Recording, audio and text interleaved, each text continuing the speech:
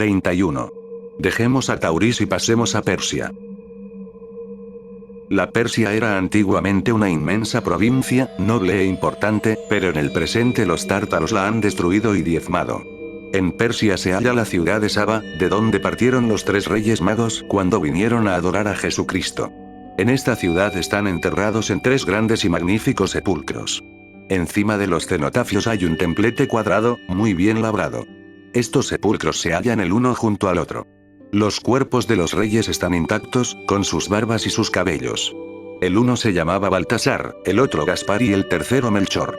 Micer Marco interrogó a varias personas con respecto a estos 3 reyes magos, y nadie supo dar razón de ellos, exceptuando que eran reyes y fueron sepultados ahí en la antigüedad. Pero os voy a referir lo que averiguó más tarde sobre el particular. Un poco más lejos, y a 3 días de viaje, se halla un alcázar llamado Cala Atapereistán, lo que en español significa Castillo de los Adoradores del Fuego, y esto es la verdad, pues estos hombres adoran el fuego. Os diré por qué lo adoran. Las gentes de ese castillo cuentan que en la antigüedad 3 reyes de esta región fueron a adorar a un profeta que acababa de nacer y llevarle 3 presentes: el oro, el incienso y la mirra, para saber si ese profeta era Dios, rey terrestre o médico, pues dijeron que si tomaba el oro, era rey terrenal; si el incienso, era un dios; si la mirra, entonces era un médico. Cuando llegaron al sitio en donde había nacido el niño, el más joven de los reyes se destacó de la caravana y fue solo a ver al niño y vio que era semejante a él, pues tenía su edad y estaba hecho como él, y esto lo llenó de asombro. Luego fue el segundo de los reyes, que era de la misma edad, y contestó lo mismo. Y creció al punto su sorpresa. Por fin, fue el tercero, que era el más anciano, y le sucedió lo que a los otros 2. Y quedáronse pensativos, cuando se reunieron se contaron uno a otro lo que habían visto y se maravillaron de ello. Entonces decidieron ir los 3 a un tiempo, encontrando al niño del tamaño y edad que le correspondía, pues no tenía más que 13 días. Ante él se postraron ofreciéndole oro, incienso y mirra. El niño cogió las 3 cosas y, en cambio, les entregó un cofrecillo cerrado. Los reyes magos volvieron después de esto a sus respectivos países. 32. Relación de los reyes magos que vinieron a adorar a Dios. Cuando hubieron cabalgado algunas jornadas, se dijeron que querían ver lo que el niño les había dado. Abriendo el cofrecillo, se encontraron que contenía una piedra. Sorprendidos, preguntáronse qué significaría aquello, pues habiendo el niño cogido las 3 ofrendas, comprendieron los reyes que el niño era Dios, rey terrestre y médico, y debía de tener aquello un sentido oculto, y, en efecto, el niño dio a los 3 reyes la piedra, significándoles que fueran firmes y constantes en su fe. Los 3 reyes tomaron la piedra y la echaron a un pozo, ignorando aún su significado, y cuando la piedra cayó al pozo, un fuego ardiente bajó del cielo y penetró en el pozo. Cuando tal vieron los reyes, quedaron estupefactos y se arrepintieron de haber tirado la piedra, pues era un talismán. Cogieron del fuego que salía del pozo para llevarlo a sus respectivos países y ponerlo en un magnífico y rico templo. Y desde entonces está ardiendo y le adoran como si fuera un dios. Y los sacrificios y holocaustos que hacen son con ese fuego sagrado. Jamás toman de otro fuego que no sea de este maravilloso, caminando leguas y leguas para conseguirlo, cuando se les acaba, por la razón que ya os dije. Y son numerosos los que adoran el fuego en esta región. Todo esto le contaron a mi señor Marco Polo, y también de que los 3 reyes magos, el uno era de Saba, el otro de Aba y el tercero de Kasan. Y ahora que os he contado esta historia, os citaré otras ciudades de la Persia, sus costumbres y gestas. 33. Los 8 reinos de Persia.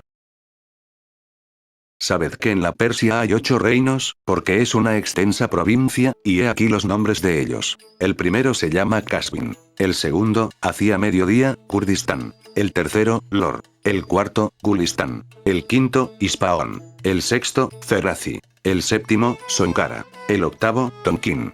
Todos estos reinos están hacia mediodía, menos uno, que está cerca del árbol solitario. En este reino hay magníficos caballos que llevan a vender a la India. Y sabed que son caballos de gran valor, porque se venden muy bien cada uno en 200 libras. También tienen los asnos mejores del mundo, que valen hasta 30 marcos de plata cada uno, son grandes corredores y muy resistentes. Estas gentes llevan los caballos hasta Chisi y Akurmosa, que son 2 ciudades en el litoral de la India. Allí encuentran mercaderes que se los compran, los llevan al interior de la India y los tornan a vender a buen precio. En este reino hay gente muy cruel y homicida, y siempre tienen pendencias entre ellos, que si no fuera por el temor a la señoría de los tártaros de Levante, matarían a todos los negociantes que viajan por esos parajes. Y a pesar de la soberanía de los tártaros, no dejan de cometer fechorías, que si los mercaderes no van bien provistos de armas y de flechas los matan y los maltratan. Todos son musulmanes y observan la ley del profeta. En la ciudad hay muchos mercaderes y artesanos que viven de su trabajo y del tráfico de los mismos. Tejen el brocado de oro y seda de toda especie. Hay en la comarca mucha abundancia. Tienen maíz, trigo, avena, cebada y alpiste y toda clase de vinos y frutas. Dejemos estos reinos y os contaré de la gran ciudad de Yazdi y de todo lo que la concierne. 34. De la ciudad de Yazdi. Yazdi es una noble y bella ciudad de la Persia. En ella se fabrican brocados de seda que llaman Yazdi y que los comerciantes transportan a muchas regiones para sacar de ellos pingües beneficios. Adoran a Mahoma. Alejándose de ella, hay que cabalgar 7 jornadas en la llanura, y no hay más que 3 lugares con habitaciones donde repararse. Hay buenos caballos que tratan magníficamente, mucha caza en los bosques, perdices y tordos en abundancia. También hay buen número de pollinos salvajes. Al cabo de 7 jornadas de marcha hay un reino llamado Kerman. 35. Del reino de Kerman. Kerman es otro reino de la Persia y antiguamente tenía un señor hereditario, pero después de la conquista de los tártaros ya no es así, y tienen un gobernador impuesto por la voluntad del tártaro.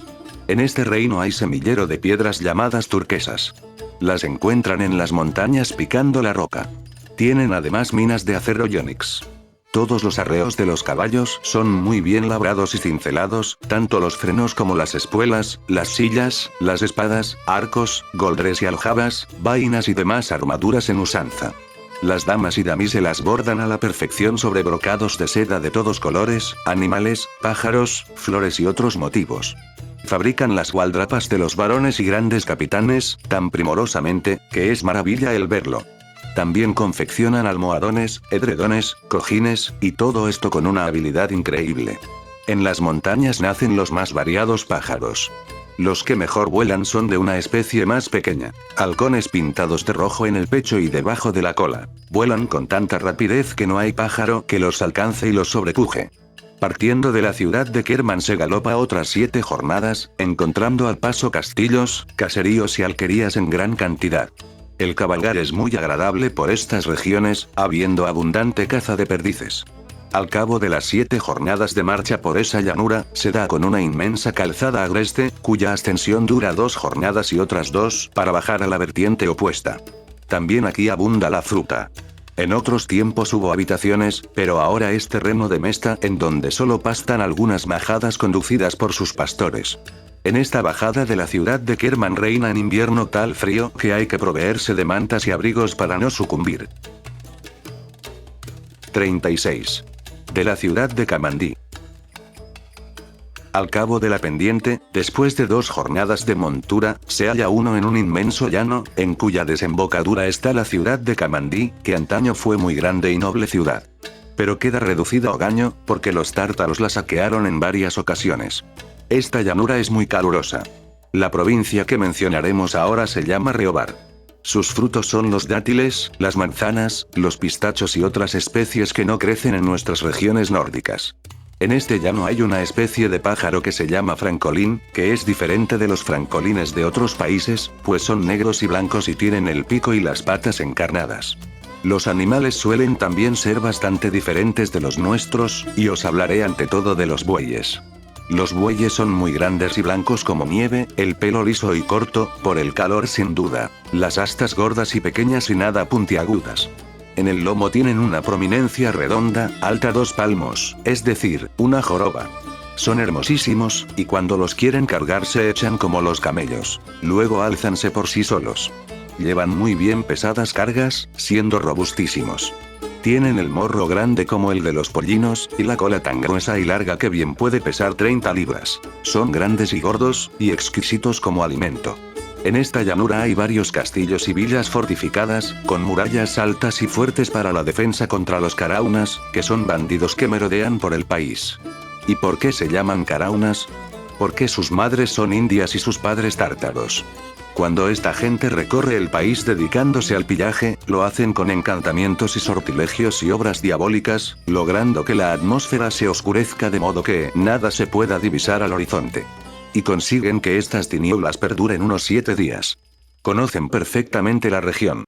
Cuando han sumido al país en la oscuridad, cabalgan apretados los unos contra los otros en grupos que llegan a formar hasta un núcleo de 10.000, a veces más y a veces menos, de tal suerte, que ocupan casi toda la parte que desean devastar, no escapando a su triste suerte ni hombre ni bestia ni objeto alguno. De suerte que después de haber apresado a los hombres, matan a los viejos y se llevan a los mozos, vendiéndolos como siervos y esclavos. Su rey se llama Nogodar. Este Nogodar fue a la corte de Ciagatai, que era hermano del Gran Khan, con 10.000 hombres, y vivió con él, pues era su tío y, al mismo tiempo, un gran señor.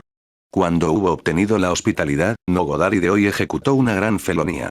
Ya os diré cómo. Al separarse de su tío Ciagatai, que vivía en la Armenia Mayor, se escapó con 10.000 hombres, todos crueles y ladinos. Pasó por Badasian y por una provincia que se llama Pastia y, por otra denominada Kestienur, perdiendo gente y ganado, porque los caminos eran estrechos y malos y había muchos desfiladeros. Cuando hubieron pasado todas estas provincias, entraron en la India limítrofe a una provincia llamada Dilibar. Se apoderaron de una hermosa ciudad llamada Dilibar, asentando en ella sus reales y desposeyendo al rey Yasidín, sultán poderoso. Ahí quedó Nogodar con sus huestes, y no hubo nadie que mandara por encima de él, e hizo la guerra a los demás tártaros que vivían en los vecinos reinos. He aquí la historia de esa llanura y de las tribus que hacen la oscuridad para dedicarse al bandolerismo. Micer Marco fue preso por estas gentes en la oscuridad, pero pudo escapar a un castillo llamado Canosalmi. De sus compañeros pocos salvaron, fueron presos, muertos o vendidos. Y os contaré ahora otras cosas más amenas. 37. De la segunda meseta inclinada. Esta llanura se extiende al sur, en una longitud de 5 jornadas de marcha. Y al cabo de estas 5 jornadas se encuentra una nueva meseta que desciende 20 millas y ofrece caminos pésimos. En ellos guarecen gentes maleantes, y el tránsito es poco seguro y peligroso. A la bajada de esta pendiente hay una llanura muy bella, que se llama la llanura de Formosa. Para llegar a ella se emplean 2 jornadas. Hay magníficos ríos, bordeados de palmeras por doquier.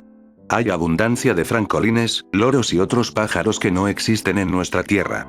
Después de cabalgar otras 2 jornadas, se llega al océano, y en la costa hay una ciudad llamada Cormos, que es puerto de mar. Los mercaderes llegan a ella de las Indias en sus barcos, naves y galeras, y traen toda suerte de especias y piedras finas, y perlas y brocados de oro y seda, colmillos de elefantes y otras 1000 mercaderías. Allí las entregan a los naturales, que a su vez las desparraman por todo el universo. Es una ciudad sumamente comercial. De ella dependen muchas otras villas y castillos. Es la capital del reino, cuyo rey se llama Ruemeda Nakomat. El clima es tórrido, el sol implacable y la costa un poco encerrada, de modo que no pasa el aire. Si un mercader extranjero llega a morir en ella, el rey se incauta de toda su fortuna. En esta región hacen un vino de dátiles y especias que es exquisito, y cuando los hombres lo toman se emborrachan y se purgan a la vez, lo que les hace gran bien y les fortifica además los músculos.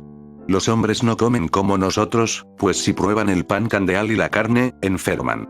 Para conservarse sanos beben vino de palmera y comen pescado. También comen muchas cebollas. Sus galeras son muy malas y se van a menudo a pique, porque no están clavadas con puntas de hierro, sino cosidas con hilo que fabrican de la corteza de indias, que hacen macerar y se vuelven fuertes como crines de caballo. De estos hilos o cordeles hacen una red, con la cual cubren la carena. Pero aunque dure bastante, al cabo del tiempo el hilo se deshace en el agua del mar. Las naves tienen un árbol, una vela y un timón. Carecen de puente. Cuando las cargan cubren las mercancías con cueros. No conocen el acero, y por esta razón hacen el espolón de madera y de cuerdas entretejidas. La navegación es muy agradable en estas galeras, pero, como os he dicho, son inseguras y naufragan con frecuencia, tanto más que hay grandes tempestades en el mar de la India. La población es negra y adora a Mahoma. En verano la gente se aleja de la ciudad porque el calor es tan intenso en ella que morirían. Se van a los alrededores, a sus jardines, en donde hay agua y ríos. A menudo sopla en verano un vendaval de arena tan ardiente, que mataría a todo el mundo si se quedara en la ciudad. Siembran trigo, cebada y otros cereales en el mes de noviembre y lo recogen en marzo, y así se hace con la recolección de todos los frutos, pues se recoge y cuenta la cosecha en el mes de marzo. Después de este mes ya no encontráis ninguna sola hierba ni fruto, pues el sol lo abrasa a todo. Las galeras no están alquitranadas, sino untadas con una especie de aceite de pescado. Cuando muere algún indígena, los hombres y mujeres le guardan mucho duelo. Las mujeres especialmente lloran a sus muertos más de 4 años después de la defunción, por lo menos una vez al día. Se reúnen para esta ceremonia deudos, parientes y vecinos y celebran el duelo con gran pompa. Dejemos ahora esta ciudad. No os referiré aquí aún lo que atañe a las Indias, contándolo más adelante en este libro en su tiempo y lugar. Volveremos a pasar la montaña y regresaremos por otro camino a la ciudad de Kerman, de la cual os hablé ya, pues para alcanzar esa región, de la que quiero hablaros, hay que volver por la ciudad de Kerman. Ya os dije que el rey Ruemeda Nacomat, del cual nos separamos entonces, es el que reina en Kerman. El camino de regreso de Cremosa a Kerman está compuesto por bellas llanuras ricas en víveres. Hay baños calientes. Hay perdices, frutos, dátiles en cantidad. El pan de trigo es tan amargo, que nadie puede comerlo. Por lo tanto, no se consume, y esto es debido a que el agua con que se amasa es amarga. Los baños de que os hablo son fuentes termales calientes. Son excelentes para varias enfermedades y eczemas. Deseo hablaros ahora de otras comarcas que os iré nombrando en mi libro Hacia Tramontana. 38. De cómo se internó por una comarca salvaje y pobre. Desde Kerman cabalgamos 7 jornadas por caminos feos y aburridos. Durante 3 días no encontramos ni un solo río, y las fuentes que se hallan al paso son saladas. El agua es de color verde como el pasto, y tan amarga, que nadie puede beberla. Si por casualidad llega a probarla el viajero, se enferma. La sal que da esta agua una vez evaporada es tan fuerte, que un solo grano produce cólicos terribles. Por esta razón los hombres se llevan agua en las alforjas de sus cabalgaduras. También sus caballerías beben a veces de ella cuando están sedientas y les produce igualmente cólicos. Durante 3 días no se encuentra ninguna habitación, todo alrededor es desierto y de aspecto árido. No se ve rastro alguno de animales, pues no encontrarían alimento. Al cabo de estas 3 jornadas hay otra tirada de 4, en las mismas condiciones. Todo es aridez, desolación. El agua amarga, no hay ni árboles ni animales, a excepción de algunos bórricos salvajes. Por fin, después de estas 4 jornadas acaba el reino de Kerman y empieza la ciudad de Covinan. 39. La grande y noble ciudad de Covinan. Covinan es una gran ciudad. Los habitantes adoran a Mahoma. Hay hierro, acero e imán en gran cantidad. Fabrican espejos de acero grandes y bellos. Aquí se hace la atutía, muy buena para los ojos. Os diré cómo la obtienen. Toman una tierra compuesta de cobre y calamina, que sirve para hacer el latón.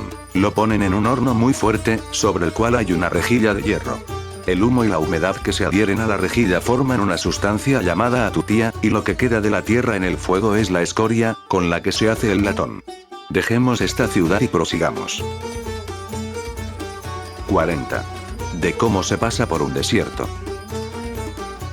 Cuando se aleja uno de Covinan, se atraviesa un desierto por espacio de más de 8 días, seco, árido, sin fruta ni árboles, las aguas amargas y pésimas, y hay que llevarse toda clase de provisiones para comer y beber, excepto el agua para las caballerías, que, a pesar de tener mal sabor, ellas beben con gran avidez.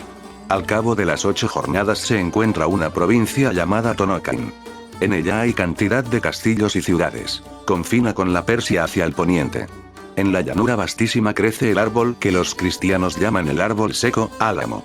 Os diré cómo es. Es muy grande y gordo, sus hojas son de un lado blancuzcas y del otro verdes.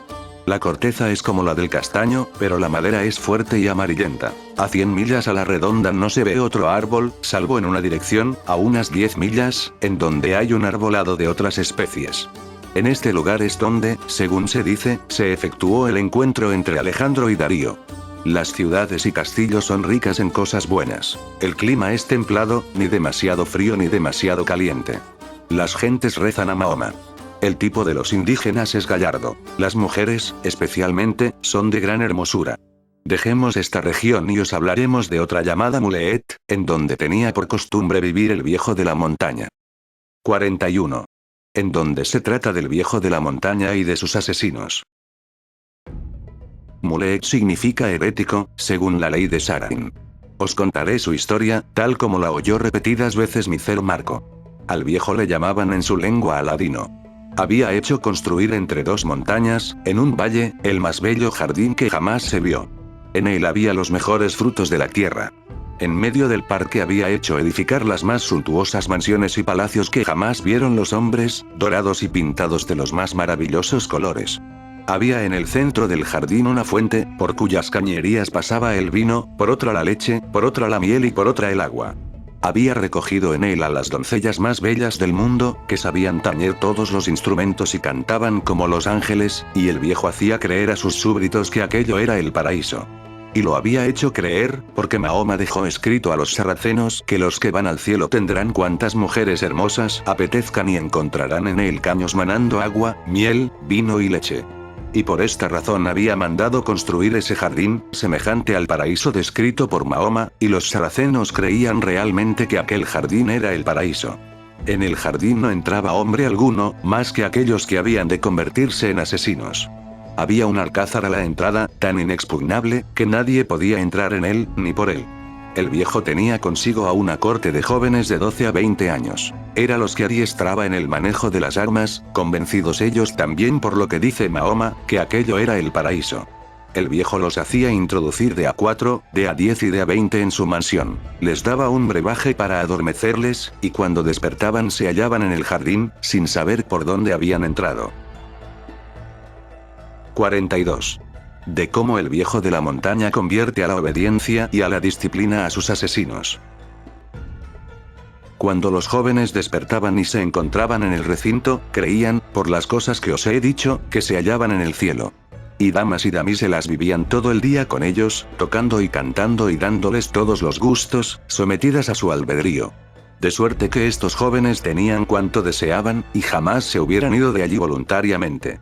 El viejo, que tiene su corte en una espléndida morada, hace creer a esos simples montañeses que es el profeta. Y así lo creen en verdad.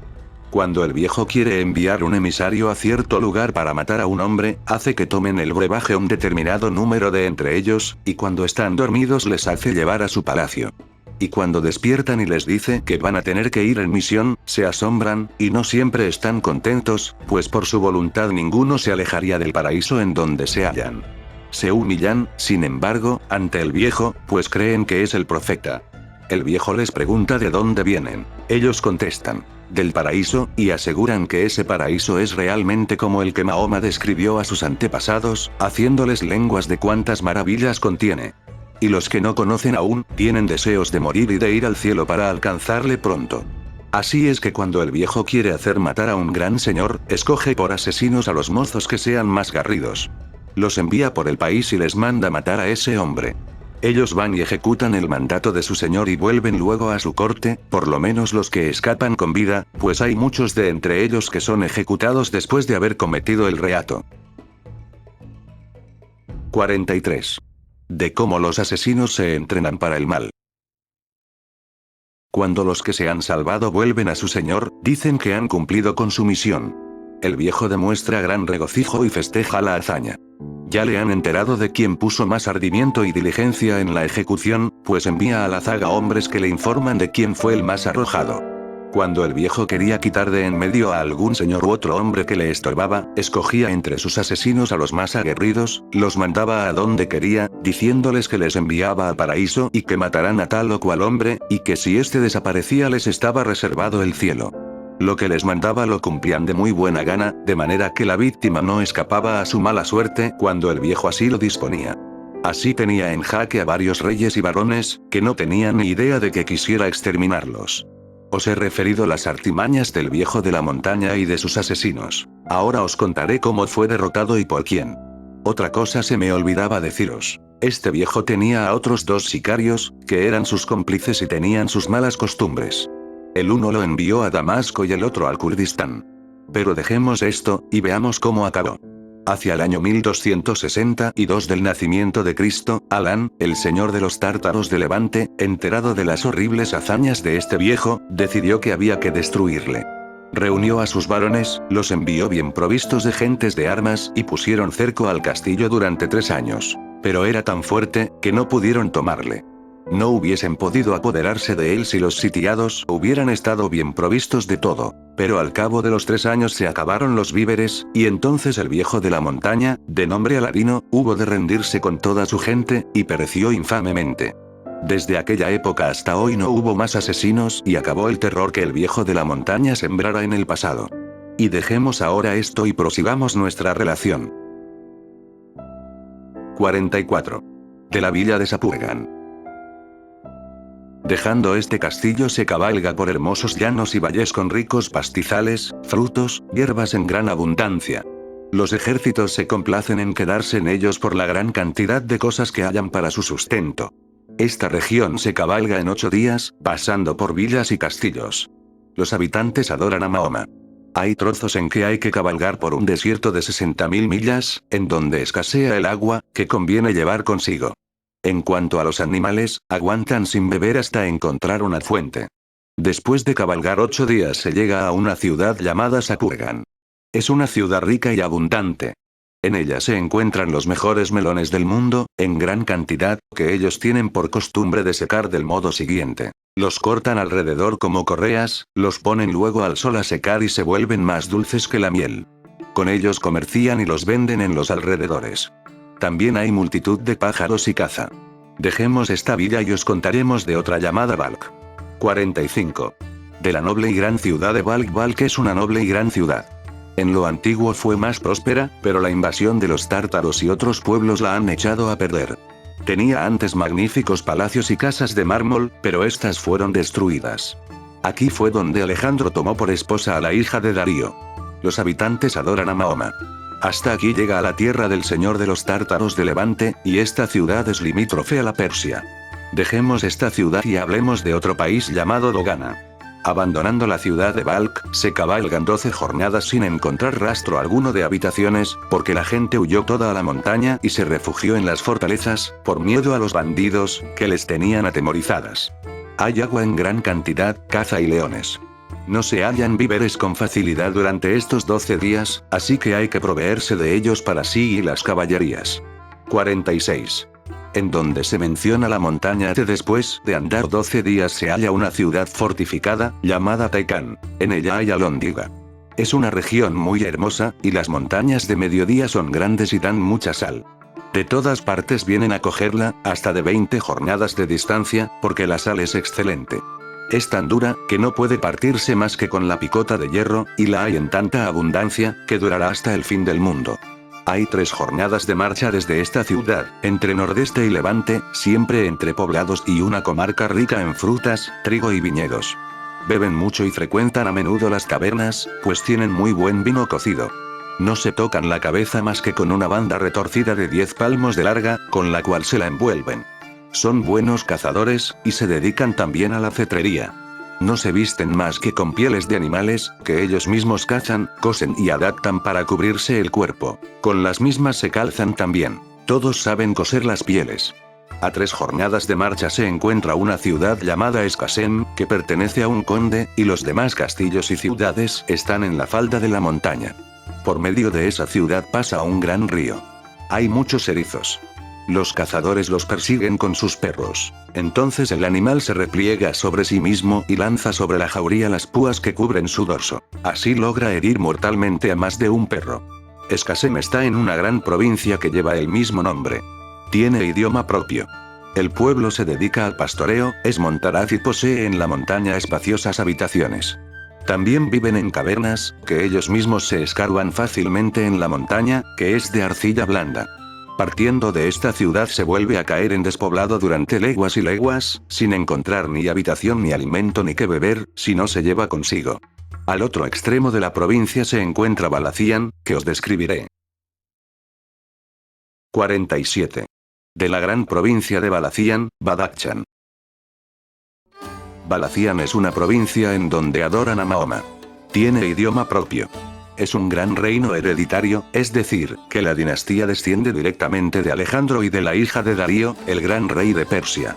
Todos estos reyes se llaman en sarraceno Kulkarnein, lo que significa en español Alejandro, por amor del gran rey. En esta provincia nacen las piedras preciosas llamadas balaks, que son bellas y de gran valor. Nacen en las rocas de la montaña. Los naturales perforan grandes galerías y taladran la montaña para buscarlas, como se hace con las venas argentíferas. Se encuentran en una montaña llamada Siguinan. El rey la manda taladrar solo para él, y nadie puede ir a esta montaña para buscar los Balaks, so pena de muerte. Al que las cogiera se le aplicaría la pena capital. El rey las envía en obsequio a los demás reyes, príncipes y grandes señores. A este por cortesía, al otro para granjearse su amistad. Pero también las hace vender para comprar oro y plata. Por eso no las deja coger por cualquiera y vender por todo el mundo, porque así quitaría a estos Balaks su valor. Y, por tanto, se esfuerza en que nadie las transporte sin su permiso. Sabed que en esta región hay otras montañas, en donde se encuentra el lapislázuli del más fino y mejor, la piedra de la cual se saca el azur, que está en filones en la montaña, como los demás minerales. También hay minas de plata. Es una comarca muy fría. Nacen en ellas caballos que son grandes corredores y no van errados. Tienen el pie muy firme en la montaña. También nacen halcones sagrados, que son muy hermosos y vuelan muy alto. Hay gran cantidad de aves y de pájaros de toda especie. Tienen trigo y cebada. No tienen aceite de oliva, pero lo hacen de nueces y de cinamomo. En esta tierra hay desfiladeros, tan angostos en varios lugares, que nadie puede penetrar en ellos, y tajos fantásticos, y las ciudades y castillos en las montañas son fortalezas inexpugnables. Son buenos arqueros y tiradores. Se visten con cueros de animales, porque el paño es muy caro. Las grandes damas y los gentiles llevan pantalones, como os contaré más adelante.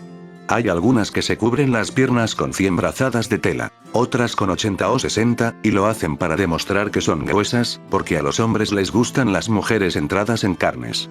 Después de haberos descrito este reino, os contaremos de gente varía que se halla al mediodía, a 10 jornadas de esta provincia. 48. En donde se habla de la provincia de Pastiari. A 10 jornadas de Balacián hay una provincia llamada Pastiari. Los indígenas son idólatras y tienen idioma propio. Los hombres llevan en las orejas unos zarcillos de oro y plata, perlas y piedras preciosas. Son maliciosos, listos y prudentes. Esta provincia tiene clima cálido. Se alimentan de carne y arroz. Dejemos esta relación para hablaros de otra provincia, a 7 jornadas de distancia hacia el viento griego y que tiene por nombre Quesimur. 49. De la provincia de Quesimur, Cachimira. Es una provincia que aún tiene idólatras. También con idioma propio. Se entregan a toda especie de encantamientos, brujerías y artimañas diabólicas. Hacen hablar a los ídolos. Por sus consejas hacen cambiar el tiempo y pueden producir la oscuridad en la atmósfera. Hacen 1000 cosas por poder de magia o por ciencias ocultas. Son jefes de otras tribus idólatras y les abastecen de ídolos. Desde este país se podría ir al mar de Indias. Los naturales son morenos y delgados. Las mujeres, muy bellas y morenas también. Sus alimentos consisten en carne y arroz. Es tierra templada, en donde no hace frío ni calor. Tienen bosques frondosos. Son autónomos, y su rey hace observar la justicia. Hay ermitaños que viven en sus cenobios y observan abstinencia absoluta. Son muy castos y no pecan contra su fe. Los tienen por muy santos. Viven muchos años, y la abstención de pecar la hacen por amor a sus ídolos. Han construido muchas abadías y monasterios de su religión. En esta comarca se venden más corales que en ninguna otra parte. Dejaremos esta provincia y no continuaremos hacia la India. No quiero aún tocar este punto, porque a la vuelta os hablaré de todo lo referente a la India. Por eso retrocedamos a nuestra provincia, hacia Balacián, porque es imposible ir por otra región. 50. Del gran río Balacián, Badakhchan. Dejando a Balacián, se navega 12 jornadas entre Levante y sobre un río que es del hermano del señor de Balacián, en cuyas orillas hay muchas casas y castillos. Los hombres son valientes y rezan a Mahoma. Al cabo de las 12 jornadas se llega a una provincia, que no tiene mucha extensión, pues se recorre en 3 jornadas en todos sentidos, y se llama Bocan. Tienen idioma propio y sus habitantes son de raza. Tienen por jefe a un señor que llaman None, lo que en español significa conde, pero son vasallos del señor de Balacián. Tienen animales en cantidad, caza y venados de toda especie. Alejándonos de este lugar, caminamos 12 días hacia nordeste, por sitios montañosos, y llegamos a un lugar que es el más elevado del mundo. Allí hay un valle entre dos montañas, por el cual corre un magnífico río y las mejores praderas de ricos pastizales, pues un animal flaco engorda en 10 días. Hay gran abundancia de fieras. Multitud de carneros salvajes, muy grandes, con cuernos hasta de 6 palmos y, por lo general, de 3 o 4. De estas astas hacen los pastores cuencos, en los cuales comen. Aquí encierran a sus animales encercados. Esta meseta se llama de Pamir, y durante 12 jornadas no hay ningún poblado, y conviene que los viajeros lleven provisiones. No hay pájaros voladores por la latitud y el frío. El fuego no es tan claro como en otras partes por el frío intenso, y las cosas tardan mucho en cocer. Dejemos este relato para entreteneros de otras cosas hacia nordeste y levante. Al cabo de las 12 jornadas conviene cabalgar otras 40 más entre nordeste y levante por montes, cuestas y valles, vadeando ríos, recorriendo desiertos sin habitaciones ni manera de aprovisionarse, por lo que le conviene al viajero llevar consigo víveres. A esta región la llaman Velor. Los hombres viven a una latitud muy elevada. Son idólatras y muy salvajes. No viven de la caza. Son malísimos. Dejemos esta inhospitalaria región, para contaros de la provincia de Cascar.